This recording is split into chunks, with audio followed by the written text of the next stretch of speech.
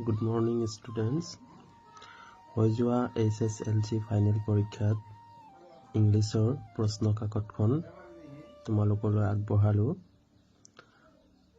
ইংলিছৰ প্ৰশ্ন কাকতৰ যিখিনি MCQ আছিলে সেইখিনিৰ উত্তৰসমূহ তোমালোকলৈ আগবঢ়ালো। হয়তো তোমালোকৰ আগন্তুক যিখিনি উঠি অহা কেণ্ডিডেটে HSLC পৰীক্ষাত অৱতীৰ্ণ হ'ব তেওঁলোকৰ কাৰণে সহায় হ'ব। গতিকে আশা কৰোঁ তোমালোকে সকলোৱে চাবা আৰু মৰম দিবা।